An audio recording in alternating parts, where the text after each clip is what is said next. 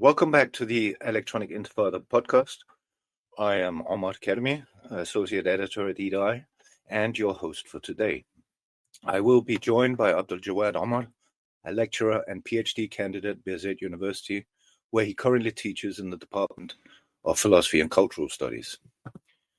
Today we'll be discussing all things Palestinian Authority in a week where PA leader Mahmoud Abbas formally appointed Hussein Sheikh, the Secretary General of the Palestine Liberation Organization, as his PLO deputy, effectively anointing him heir apparent. But heir to what? Given that 𝐓𝐡𝐞 𝐄𝐥𝐿, Israel's finance minister, has declared 2025 the year of sovereignty, presumably Israel's, over the West Bank, what is there to inherit and why would you want it? In a recent article I wrote for the Electronic Intifada, I wrote about the PA's leadership's waning legitimacy and relevance, a legacy of the 1993 Oslo Accords that, whether by effect or design, has rendered the PA, which was in the 1990s presented as an institutional precursor to statehood, largely an adjunct of Israel's military occupation. It's for this reason that a leaked document purporting to be from the PA's General Intelligence Service presenting a list of measures Palestinian security forces would take if in charge of Gaza and the day after seems so believable to so many.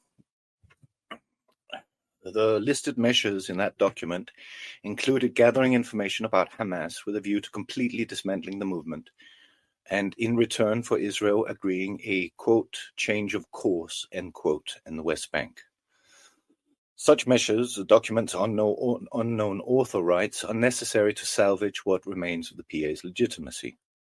There are doubts, of course, about the veracity or source of the document, which may well be a fake. But that the document was widely shared online suggests that even if many may have harbored doubts, its content seemed believable. The fact that many thought it plausible that such a list of measures was being circulated, even as Palestinians in Gaza continue to suffer Israel's genocidal aggression, is a measure of the depth to which the PA, or at least its senior leadership, has sunk in the public's estimation. And it raises serious questions about what the future holds for the PA, for its leadership, for Palestinian diplomacy in general, as well as for West Bank-Gaza relations. Joining us to talk about all of this is Abdaljawad Omar, a lecturer and PhD candidate at 𝐓𝐡𝐞 University. Abdaljawad is a regular contributor to the Electronic Intifada, Mondoweiss, and other publications, as well as a regular guest on the Millennials Are Killing Capitalism podcast. His most recent article for Mondoweiss detailed a rather unsavory spectacle of a new shopping mall being open to much fanfare in Ramallah, even as 2 million Palestinians are facing starvation in Gaza. Abdaljawad, welcome. Thanks, Omar. Glad to be with you. Thank you for joining us today. Sorry for the lengthy introduction. I hope you're well. Yeah. Perhaps let's start with that article. It was from 18th of April entitled Palestinian Elites Threw a Huge Party at the Opening of a Mega Mall. First, what made you write this article, and what does this party thrown show about Ramallah in general, and what you call the Palestinian elites in specifically? Well, I mean, I'll be honest. The choice for Palestinian elites and the title of the article was not mine. But more broadly, and perhaps even in many ways, I think the mall itself being named icon, which is it's not a name that just labels, but also consecrates, and it seeks in many ways to inscribe itself into something quite sacred, if you want. An icon is something to be perhaps followed, emulated along those lines. So there's that interplay in language where this new mall being opened up is also a sign of the way the Palestinian middle class that is tethered to the Palestinian bureaucracy, the PA, or those who currently extract much of the capital within the Palestinian economy, including, people from within the political leadership, or what is called mistakenly a political leadership, also people who are head of security services, people who have invested quite a lot in, businesses and capital extraction and service monopolies within the Palestinian Authority, have created this, Disneyland of consumerism within Ramallah. It's not necessarily anything quite extraordinary when compared to Amman, for instance, or New York, for that matter. For me, as I write also in the article, I don't think there's anything really new in this, except that it, arrives generally in Palestine malls, other consumers operations a bit later than other places, that are much more connected to this kind of globalized economy. But I think the fact that this mall was opened with fanfare, as you said, with a sense of shamelessness around, the spectacle, the other horrific spectacle of viewing with, this kind of desanitized or sanitized, gaze, the daily massacres in Gaza, I think tells us something more broadly about the current political condition within the West Bank itself. And I don't think this is necessarily only a affliction among, let's say, a specific class, although it concentrates itself in this, what the article says, it's the Palestinian elite, but it's simply something that is more pervasive among Palestinians more broadly, which is not denial, which kind of connotes that you deny that something is going on, so you don't acknowledge that it's going on, but actually a form of disavowal, which means that you realize that there's a massacre and a genocide, and that you live within the domain of this state that actually is committing these horrific crimes, but still you insist on maintaining business as usual. And this operation has a political, if you want, implication, because it actually supports the maintenance of the Palestinian Authority itself through also a political operation that is going on, where disavowal meets, holding the Palestinian Authority, or not holding, disavowal meets or encounters a political and psychological war that has been launched since Tufan al-Aqsa, or October 7th, which is trying to actually place the responsibility for everything that is happening on the shoulders of the fighters and the resistance fighters themselves. And we saw actually, Abu Mazen in his meeting with his, national council call the resistance fighters and those who belong to resistance more broadly as ولاد الكلب, which means, sons of dogs. Yeah. So we'll get back to that point in a second. But what I wondered, actually, life goes on, of course, and it wouldn't be surprising to see people elsewhere opening malls and celebrating. But doesn't this speak to sort of a very deep division between the West Bank and Gaza? It's been, Gaza has been under blockade for 17, 18 years, of course, beforehand. And it seems to me that if Palestinians themselves are willing to pretend that life can go on as normal in the West Bank, that's quite a serious sort of alienation, if you like, between the two populations. What do you think? No, for sure. This is one of the, truths that have been revealed with Tufan al-Aqsa. I think, what has been going on in terms of Israel actually dissecting the Palestinians into these kind of 6 geographies, if you want. Some people claim perhaps 7, which is Palestinian citizens of Israel, Palestinians in the West Bank, Palestinians in Jerusalem, Palestinians in Gaza, Palestinians in Shatat, but also Palestinians in prison, for instance, and Palestinians who are in the graveyard, if you want to talk about these various geographies and what they mean. So the dead, the imprisoned, and these dissections of life across these different borders. And one of the things that happened from the outset of Tufan al-Aqsa is that when the head of Al-Qassam Brigades, Muhammad al-Dayf, actually, announced that this operation is going on, he called on the people of the region, but also on the Palestinian people to to join in the struggle, which is part of the Palestinian resistance, let's say a tradition, which, is embodied in this idea of nida in Arabic, which means a call to summons, to come on the streets, etc. And from that moment, the decision taking in Gaza was, out of sync, if you want, with the rest of the geographies. Now, I don't think this is where the danger becomes, politically at least, there's something dangerous in saying that, because generally most people would go, the West Bank people are problematic. It's not about people. It's not about a whole society. We cannot condemn society as such. We need to see what is actually working within this society, why the society does not have political organizations. So then the idea of, for instance, Israel's, counterinsurgency campaign, which is always ongoing in the West Bank, that exhausts the ability of Palestinians to actually come up with, if you want, political organizations, is one of the elements of why there was no sinking, because people do not act out of only spontaneous action, specifically when this October 7th was such a big, if you want, event that people could not actually, subsume within their whole symbolic and political, fabric, if you want.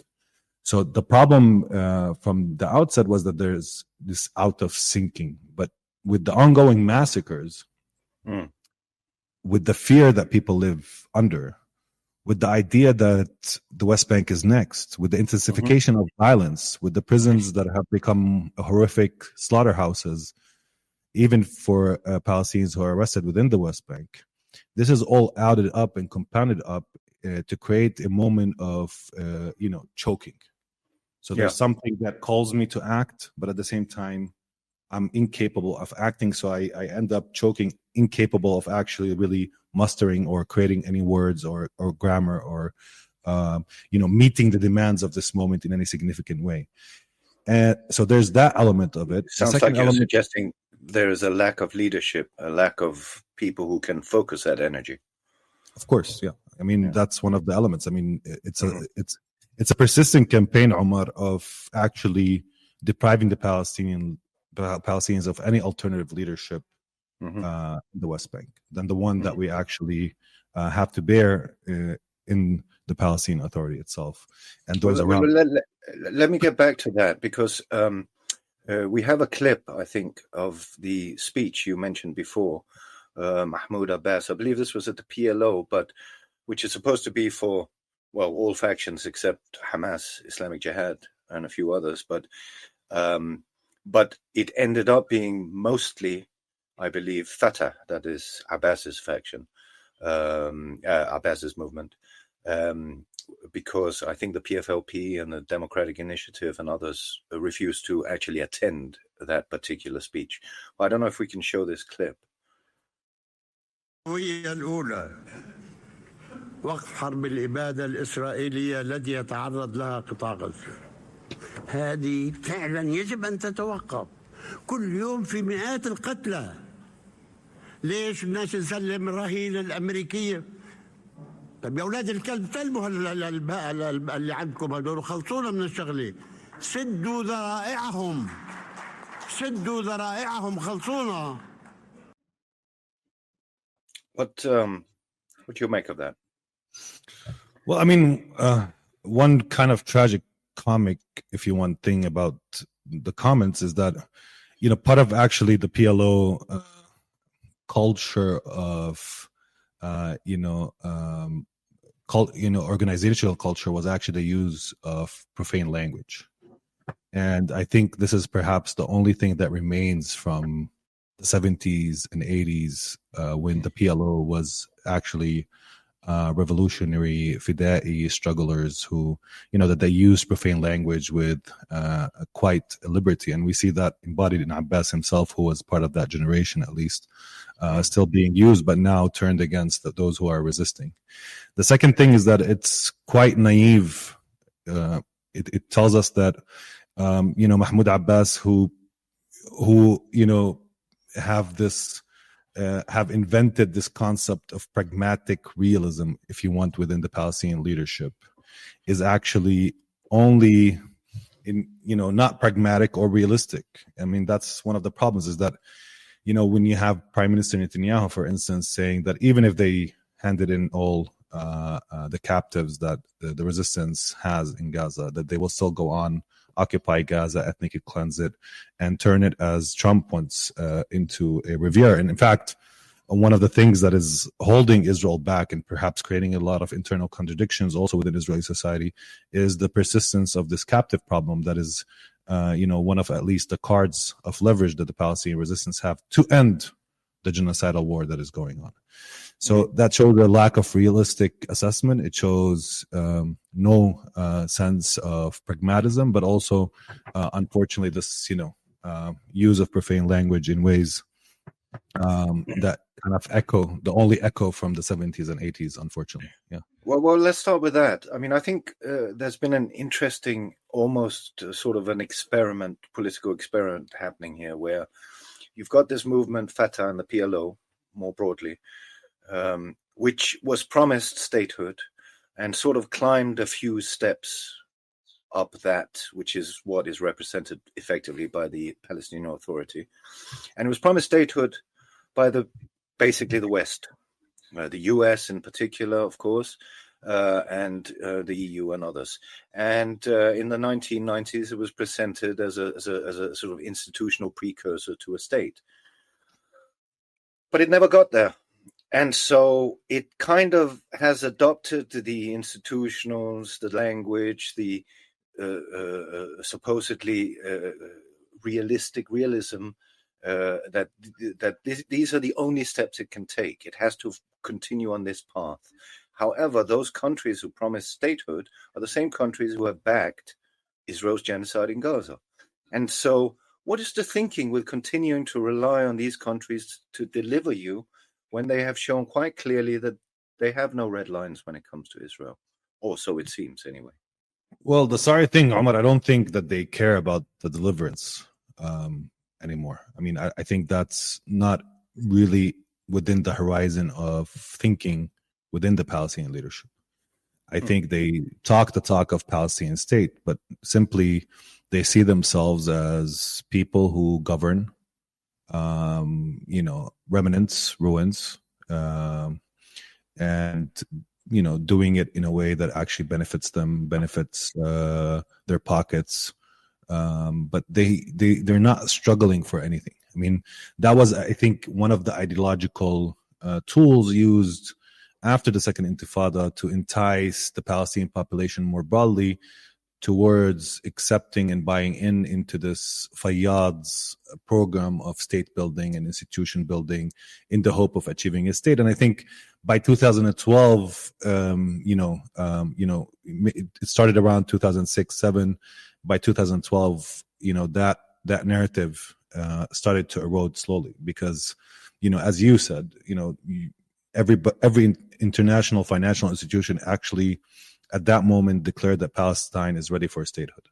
Yeah, every political actor in the world, not political actor, but any neutral organization also claimed that. The EU, World Bank, IMF, UN, all of them said we're ready for statehood, but the statehood didn't arrive. And at that moment you start to have like the slow, if you want, the decomposition of this whole narrative and the reinvention of the Palestinian Authority from one that actually seeks some sort of future horizon, which is the realization of some sort of state, to a body that only manages what it can get.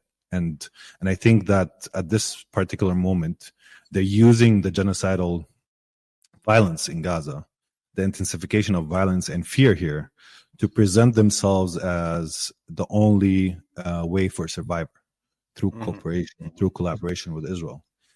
And by doing so, they're becoming more and more shameless in the sense of any pretensions of still holding any nationalist ethics. And we can see that even in terms of how this meeting that Abbas was speaking in, announced appointment of a vice president and a vice chair of the PLO.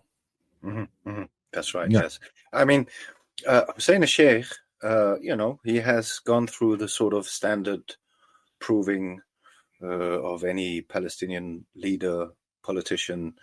He's been in prison for a long time. He was very active in Fatah during the first Intifada. But surely even they, I mean, I look at the opinion polls, taking them for what opinion polls are worth, and you can see that how unpopular the leadership has become very clearly. I mean, this is so the latest opinion poll. This is from the Palestinian Center for Policy and Survey Research. They usually do quarterly polls, but the last one they did was in September 24. But you can see even from the year leading up to September 24. I mean, this is not, in any normal, in any normal context, a leader that is that unpopular that for a year, basically 80%, up to 90% want them to resign. There would have to be a reaction to this, and it's not just him. It's him. It's very specifically him, actually, because if you look at someone like Marwan Barghouti, who, for better or for worse, has consistently polled as the most popular Palestinian politician, but who is, of course, in prison and has been since, I think, 2003. You can see that he is still and remains the most popular Palestinian politician. If he were to run, he would win an election, even against Abbas and against any Hamas candidate. But again, we can see if you look at the gray part, this is Abbas's share of that vote. So the yellow part is will not participate. But again, this is Fatah's standing at the moment, and this is a straight runoff between Fatah and a Hamas candidate. Again, the people who won't participate, or not again, but this time, that's a majority of people, according to the polls. But again, Fatah and Abbas are lagging far, far behind. Of course, the last elections we held, and not presidential elections where Hamas didn't put up a candidate, but last parliamentary elections we held, Hamas won, right? And I think there's a last slide. Is there a last slide? This is to really illustrate the point. This is without Abbas, and if Fatah nominated Marwan Barghouti, he would largely be a winner, a fairly clear winner, but a winner. So it strikes me that were it put to the vote, were it put to any sort of popular will, Fatah is shooting itself in the foot here. Does that matter to them? I don't think it matters, no. I don't think it matters as much as people make it out to be, because I think that they understand their power is quite completely contingent now on Israel's backing, on their ability to lubricate Palestinian pockets, specifically parts of the middle class, through the control of bureaucracy. And while popularity might be something that would serve their project of endurance in the future, etc., I think that actually they're quite comfortable even being an object of people's anger or dislike at some level. I wouldn't say on a personal level they like that they are an object of hate, but I think that as long as they can still control the extraction of finances from the Palestinian economy, still have some sort of symbolic power within Palestinian society, the idea of popularity does not strike them as the most important element in their struggle for survival. They survive by, wielding Israel's baton in front of our faces. That's the basic idea. By being able to still have enough power within Palestinian society to recruit new police officers, create a new generation that, rises in terms of class within Palestinian Authority ranks. So there's like a socioeconomic operation, a symbolic operation, a financial extraction operation. But at the same time, as long as Israel is in the background, capable of inflicting violence, people look at them as a source of some sort of certainty and stability and daily routine. So, and I think, and just to add to that, Omar, sometimes even that operation of hate allows us, or allows Palestinians in the West Bank to not feel complicit with the regime that controls us. Interesting, yeah. Like on some psychic level, I'm just saying on psychic level that, it's quite, we hate Abbas, or he's unpopular, etc.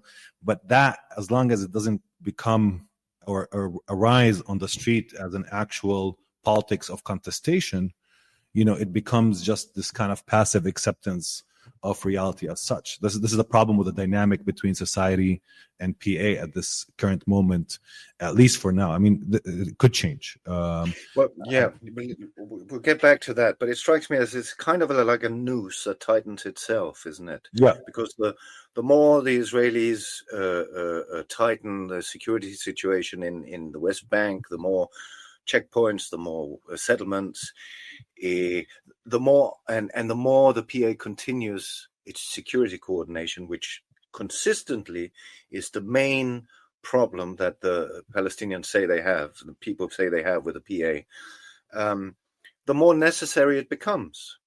Because the more unpopular you are, the less control you have, the more you need to rely on your security forces. And with that funding coming mostly from the US and the EU, the more beholden you are to these international actors who have shown that even with a genocide, they will still continue to support Israel. So there is, logically, there seems to be no outcome, at least any of the stated outcomes that the PA claims to want, statehood, withdrawal, all of this. It's simply not possible, logically. Yeah, I mean, I think this is a actual policy of suicide, national suicide. So, on much of the current discourse around, the existing and continuous war on Gaza and the destruction of Gaza, and I said this before to a lot of people, and I still claim that Gaza is the only part of Palestine that actually has a concrete and real chance of actual survival. Still. Even as this genocidal war goes on. I'm not saying it will.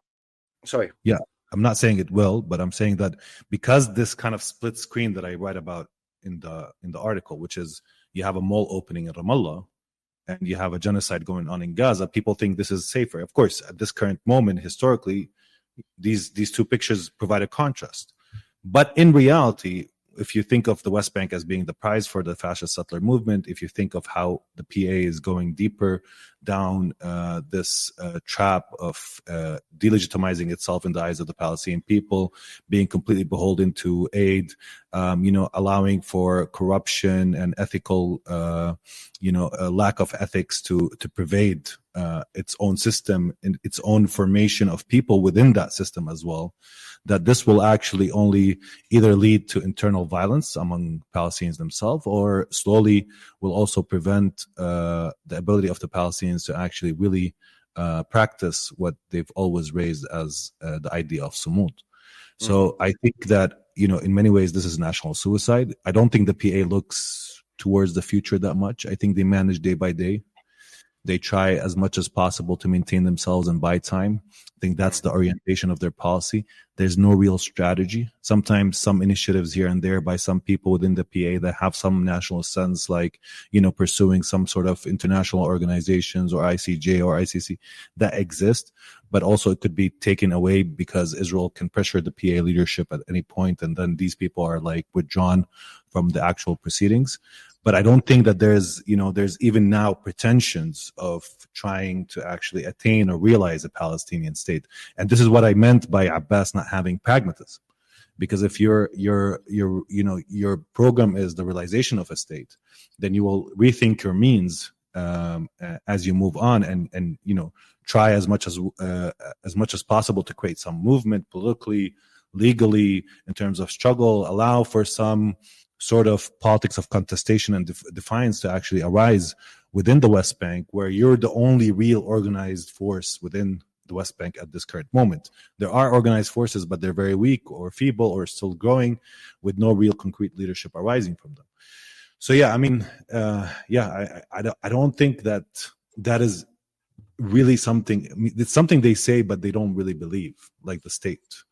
Right. They're happy and contained, and highly content. I mean, by just managing, the ruins and whatever they get from the international community at this particular point. And this is actually the contradiction, Omar, as well, is that the international community weakens the PA by creating it as a subcontractor for Israel, by financing that subcontracting operation, by promising a state and withdrawing that promise, by not actually holding Israel responsible, by the continued support to Israel financially and otherwise. So they place them in this trap, and then every once in a while you hear a new leader, a new diplomat claiming that we need to, create a reform within the PA. No, because it's a quite weird, tragic, I think, joke as well in many ways, that you weakened the PA, you placed it, or you helped, lended a hand in its own delegitimization and what I called this kind of national suicide. But at the same time, you still have this kind of nostalgia, if you want, for a PA that has strong support among its people, that can actually represent and embody the people at some level. So that's a contradiction, that you still want to reform it in a way that makes it more acceptable, that makes it more legitimate or legible for the Palestinian people. But you're the ones, Israel, the US, the EU, the ones that are actually, creating the conditions for it to basically, completely become this kind of shameless collaborationist regime that we're seeing today. So all this stuff, all the the appointment of Hussein Sheikh as deputy head of the PLO, the reintroduction of Fatah members who were previously excommunicated, if you like. I mean, it all seems pretty pointless, really. I described it in my article as ironing the curtains while the house is on fire, or rearranging the deck chairs of the Titanic is another way of putting it. I mean, if you're not serious about moving forward, so who would want to be president of the PA? I mean, I guess some people want to. I mean, it seems that a lot of people are fighting over it and having,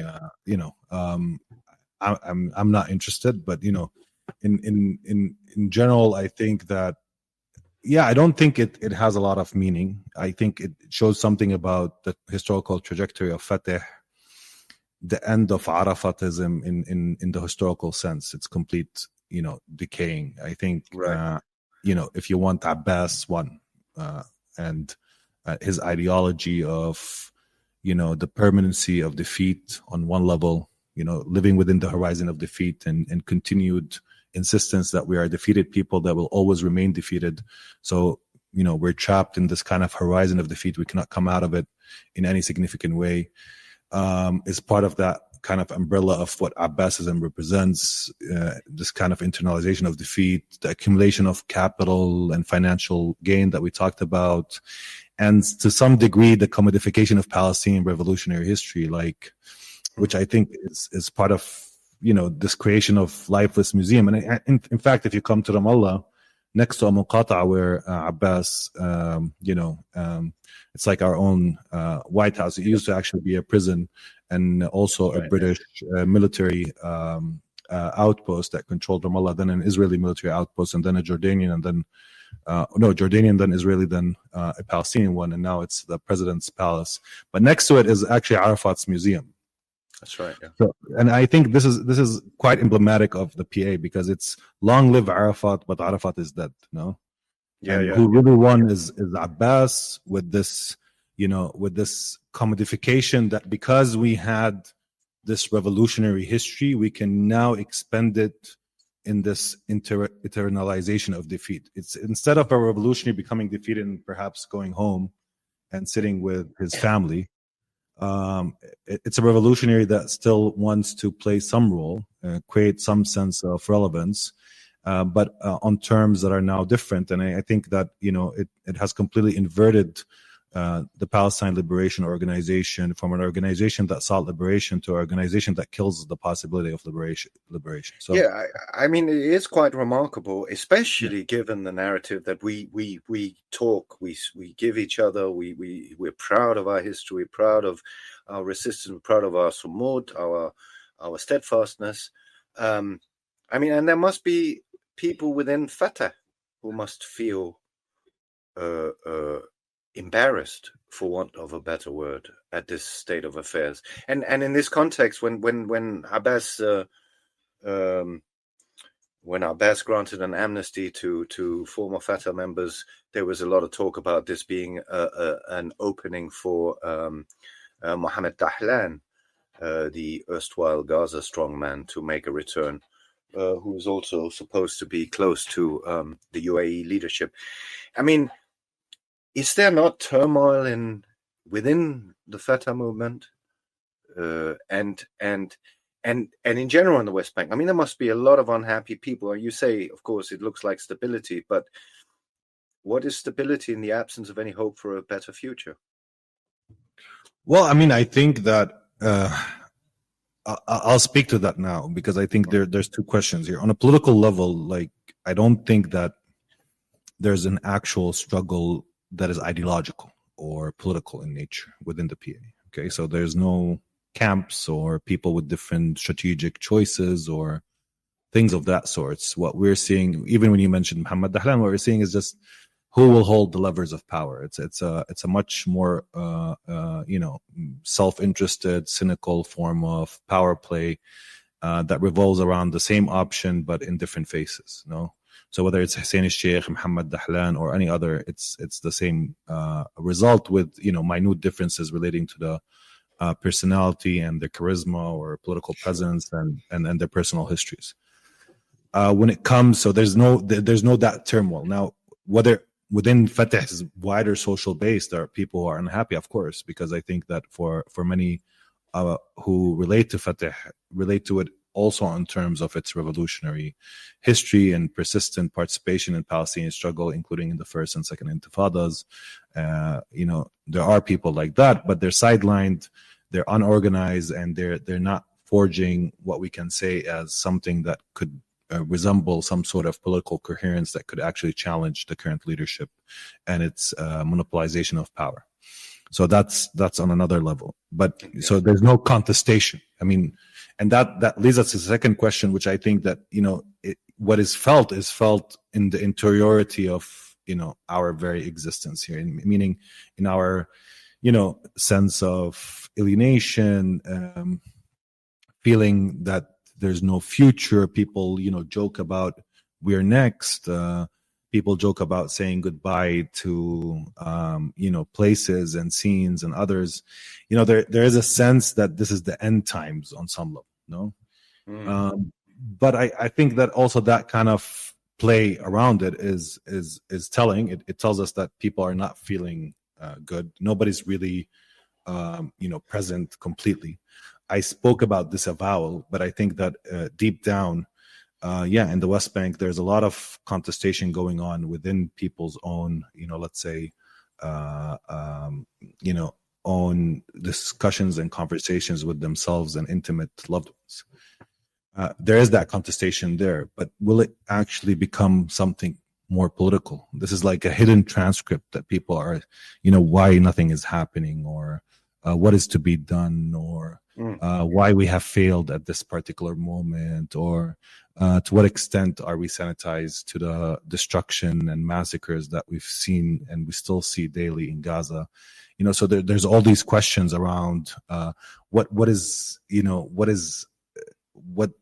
it mean to hold to on work or meaning or family or life or within these conditions. These are things that people are speaking about, discussing, and or attempting to create some sensibility around it. But I think that I still haven't seen signs, because I think that this is the monstrosity in which Israel was both permitted to act and continues to act, have destabilized Palestinian self-perception and relationship to themselves. I mean, it's like suddenly Israel, unconcealed its truth. It's not that we didn't know that truth; we knew it, but it came with this such intensity, with such sadism, with such with taking pleasure with our pain, with total destruction, annihilation that uses technology, etc., and a world that supports and lends to Israel. That it's not a revolutionary moment of flowing, whether it's in the West, Jerusalem, and other places, even in places where there's an intimate encounter with the Israeli police officer, like Jerusalem, not like Ramallah, where we still have like spatial separateness from the settler and the officer and military presence more broadly. Physical, I mean spatial separation at least. So you see that people are kind of shrinking in their homes, etc. But these hidden transcripts are still, part of, I think, what is being prescribed for the future. But for now, I think people are demobilized by fear and by anxiety of their own future here. What would it take to change that? I mean, clearly no help is forthcoming from the outside world. Clearly no help is coming from the leadership of the PA. And I mean, I understand that you're describing effectively an existential crisis for Palestinians in the West Bank, more so, I guess, than, or at least in a different way than to people in Gaza. But often those moments can be galvanizing. And given the fact that, the Palestinian leadership, the PLO leadership, PLO, it's been interchangeable, unfortunately, for a while, is not even invited to important regional summits on the future of Gaza, that the Palestinian voice in such fora has become irrelevant. When is this going? When or will it galvanize some kind of alternative? Well, honestly, that's quite difficult question to actually try and disentangle. One of the things that we should understand on a structural level, Omar, is that whether we want it or not, there will be a day that Palestinians in the West Bank will have to confront, the occupation, not because we desire it necessarily. It just, this is the fact of life. Resistance, as I always say, is not really a choice. It's not an ideological choice. And people discussing it, outside in the West, I think sometimes think Palestinians are sitting comfortably and then they decide to resist. It's something that, you feel trapped. And with Abu Mazen, we find somebody who's comfortable in the hole, in the trap itself. But when you feel trapped and the walls are closing, you'll always try to find ways out of that exit. So I think that on that level, that structural component will always lead to some sort of galvanization, the rise of movements, the rise of new generations, etc. I think at this moment there's a sense of despair, a sense of hopelessness, sense of it's a fear as well, seeping in many among many Palestinians and their consciences. There's also the killing of the camps in the north of the West Bank, which has been ongoing operation with tens of thousands of Palestinians being displaced, new realities being created, new ways to adapt to these realities. But there are three things that I would say that are not necessarily as pessimistic as people make them out to be. First, Israel, despite the fact that it has been going with this war for a year and a half now, even more, it did not really decisively end anything. No, it's yearning.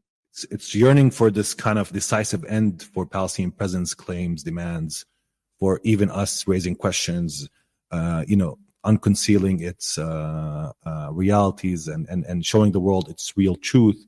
And I think that a lot of that has already occurred, and a lot of discussions people have already had, and a new reality is also seeping in relation between Israel and its relationship to the world. There's something that happened there, but more broadly, it hasn't really decisively ended anything. It speaks of making Gaza unbearable and unlivable, but people are still finding some sort of form of life, even within, this kind of horizon of catastrophe and destruction and massacres. And of course, people in the Gaza want the end of the war, from the first moment this war started. But I think that, there's still this kind of yearning for this absolute total victory, a victory that they cannot actually achieve is quite problematic for the Israelis. Despite all their gains and tactical agility and what happened in Syria and what happened in Lebanon, there's something that is also overextending itself, something that is making itself, highly vulnerable, not being able to turn this moment from some tactical successes into a political, a new political reality. And I think this kind of endless war is a symptom of actually Israeli failure rather than anything else, because it keeps yearning for, the end of everything, but at the same time, it cannot really attain that end. So that's one level of it, and I think that should give us something to look towards. The second thing I think is that we're seeing an actual decay in Israeli institutions. In the relationship between politicians and military and intelligence, we're actually seeing distrust. We're seeing some sort of slow implosion within Israel, and I think that implosion is quite also significant, at least to what Israel becomes in the years, months ahead.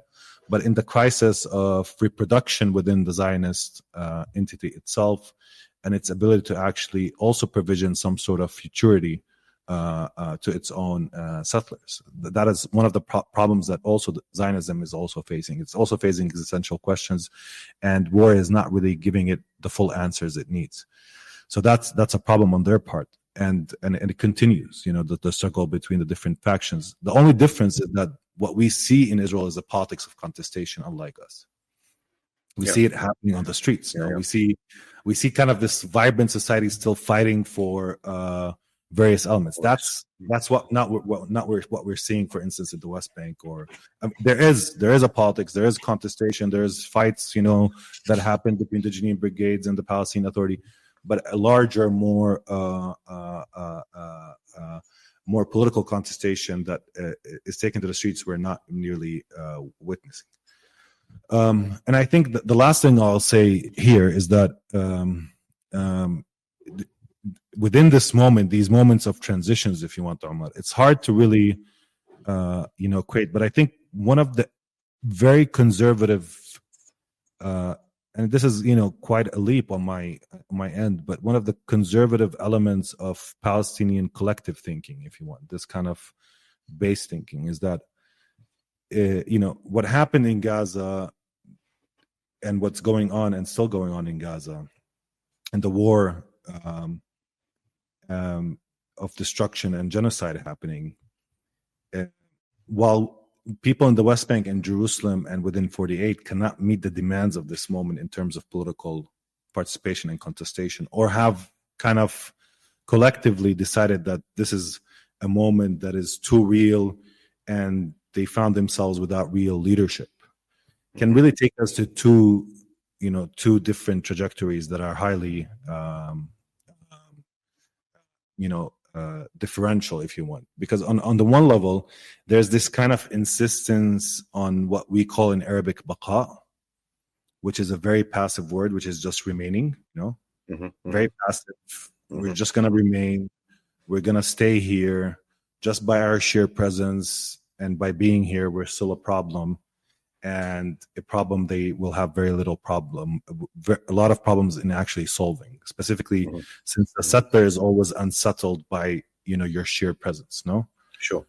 So there's this kind of politics of remaining, politics of not, leaving or not immigrating, insisting on affirming on life here in this various ways, even through this kind of business as usual life that people are living. That's one element of it. And I think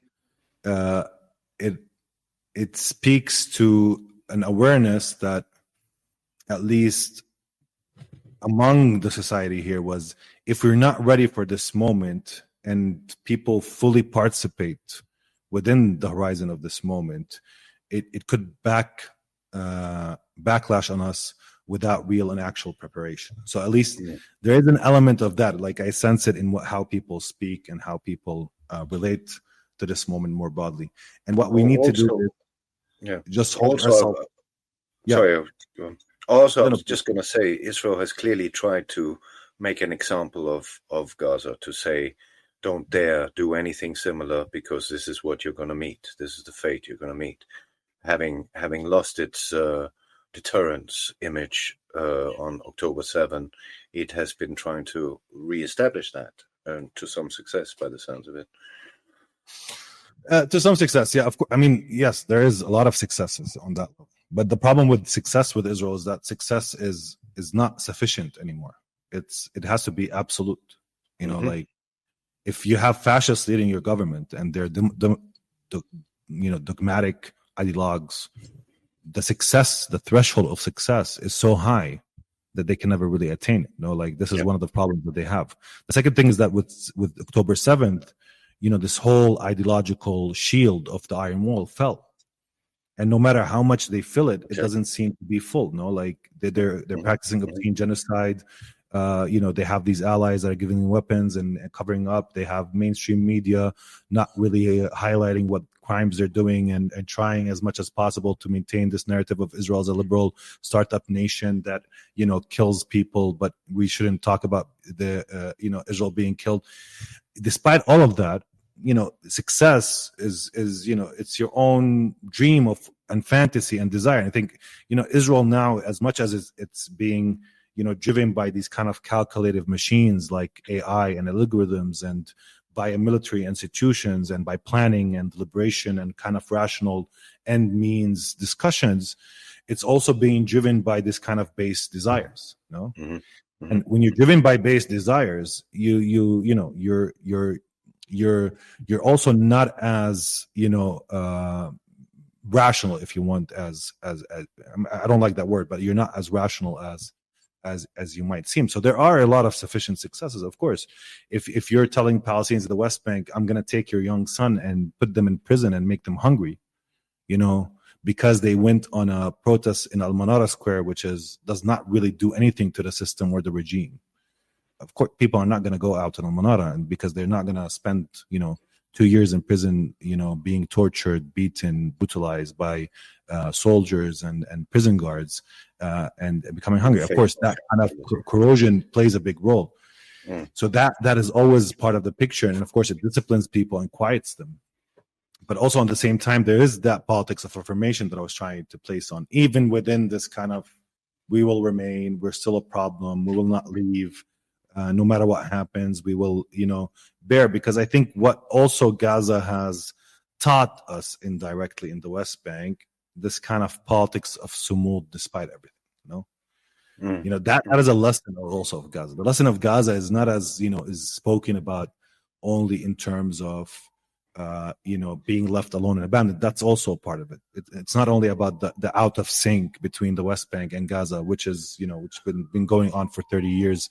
I'm somebody who's 36, but I haven't never visited Gaza, although it's 1 hour away.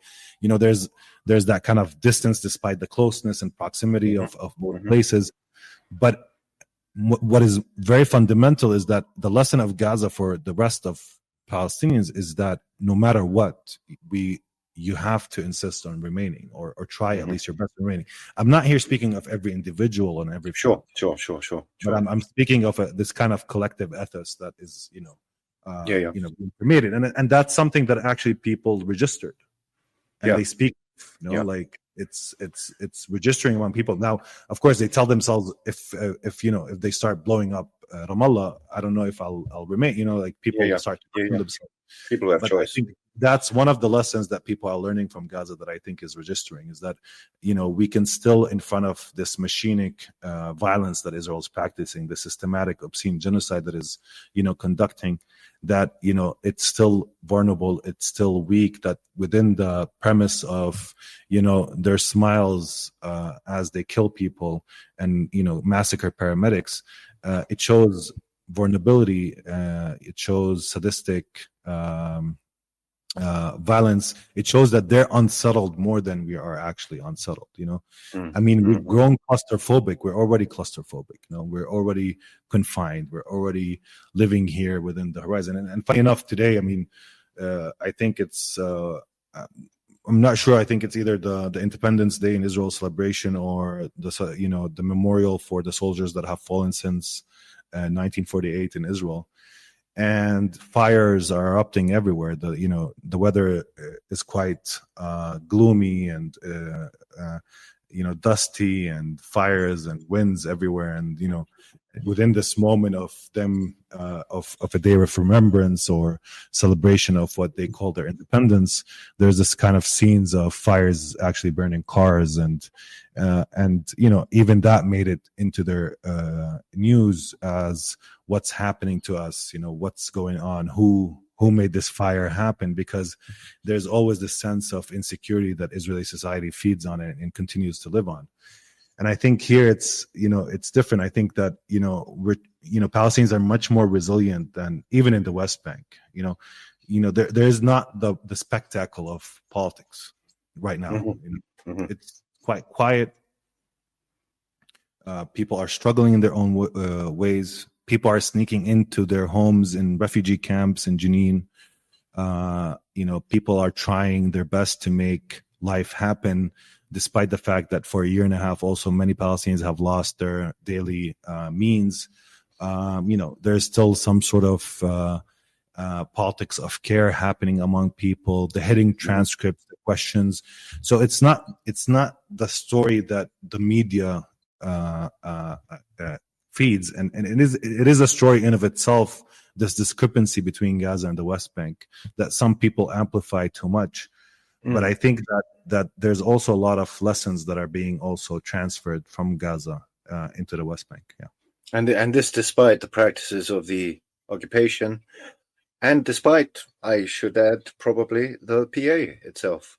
I mean, I think the final question here would be, given its lack of legitimacy, popular, political, electoral, given its unpopularity, given the fact that it's become irrelevant regionally, Saudi Arabia doesn't invite it to the summit, Egypt didn't invite them to the summit.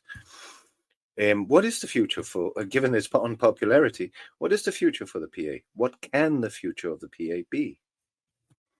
Well, look, I don't think that there's a real concrete future for the PA, because I think there's two pressures that will kill it. The first is its own hubris, its own corruption, and its own excesses. One of the elements where the PA is actually really pragmatic is that it tries as much as possible not to interfere in society in ways that make society, rise against it. Yeah.